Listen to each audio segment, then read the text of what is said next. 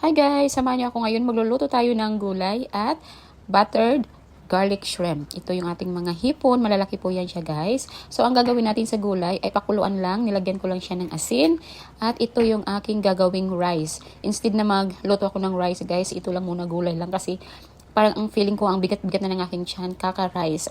So malinis na po ang ating mga hipon at ang ating gulay. Kailangan lang natin pakuluin ang tubig sa may kabilang yung pot para sa gulay at ang ating hipon. So painitin lang muna natin ang ating kalaha or frying pan. At lagyan natin siya ng butter guys. So, ang butter namin laging ginagamit ay salted butter na siya. So, kapag nagluluto ako ay kukunti lang na asin talaga para hindi po maalat yung ating pagluluto. Alright. So, ayan po. Okay na po yung butter niya. Nalagay ko na. Maglagay na po ako ng minced garlic. At this time, lalagyan ko siya ng kunting-kunting minced ginger lang siya. Madalas kasi, garlic lang yung ginagamit ko. Pero, feeling ko, maglagay ako ng ginger kasi may mga ulo kasi yung ating hipon na yun. Ayan, masarap yan kasi may mga ulo. Alam naman natin na kapag ang hipon naman lalaki at masarap siya basta sipsipin. Diba kasi nandun yung doon yung lasa ng ating ingredients.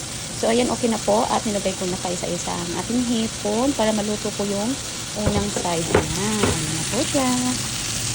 At kailangan lang natin siyang pakuluan guys or pan natin sa konti hanggang sa mag-orange na po ang kanyang kulay. So, ayan. Alam niyo ba guys, sa probinsya namin, sa pamilya namin, kapag kami ay nagluluto ng mga seafoods like lobsters, crabs, and hipon, mga ganyan, naglalagay kami ng Sprite.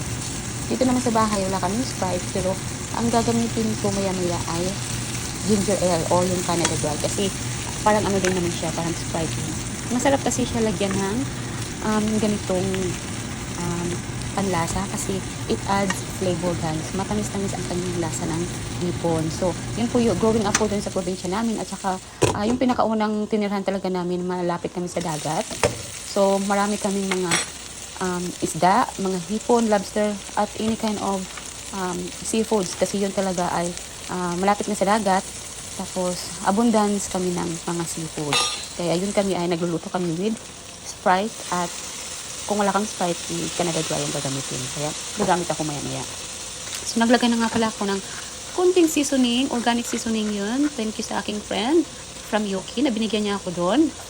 At naglagay na rin ako ng kunting asin at ang ating bell pepper. So, ito na nga guys, naglagay na ako ng Canada Dry.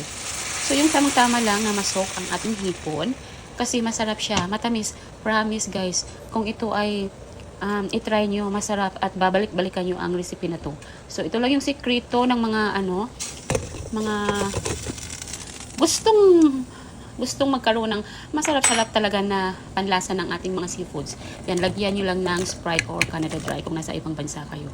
So, kumulo na po yung ating tubig na may asin. So, nilagay ko na po ang ating gulay. So, yan po ay cauliflower at ating carrots. Yun lang po. Ang kulay ng aking mga niluto today's video ay orange. So, that's the color of the day, guys. Orange kasi yung ating carrots at hipon ay orange. May cauliflower lang na nahalo. Yan. So, binaliktad ko na yung ating hipon kasi okay na po siya, guys. At kailangan lang talaga siyang isok. Pakuluan yung ating hipon sa ating ginamit na Canada Dry. So, ayan. Masarap na yan siya guys kasi talagang instead na sugar, well hindi naman masarap kung lagyan ng sugar. So, Canada Dry, yun ang ginagamit ng, kung hindi man ako nagkakamali yung mga restaurants, yan ang ginagamit nila pampalasa. So, yun. So, tsaka yung mga kapatid kong lalaki, nagagamit talaga yan sila ng mga Sprite. Tapos, Sprite kasi yun ang sa atin sa Pilipinas. Sa akin naman dito, ginger ale or Canada Dry. So, same thing lang yan sila. Yan, kumulo-kulo na po ang ating gulay. Kaya dahil pakuluan lang yan siya. Hindi na natin kailangan lagyan ng iba pang mga rekado kasi steam lang natin, ay hindi, boiled lang ang ating gusto dyan kasi masarap na po ang ating lasa ng ating hipon. So, magiging rice ko po yan. Ayan! Luto na po ang ating hipon. Ayan ang ating buttered garlic shrimp at ang ating gulay.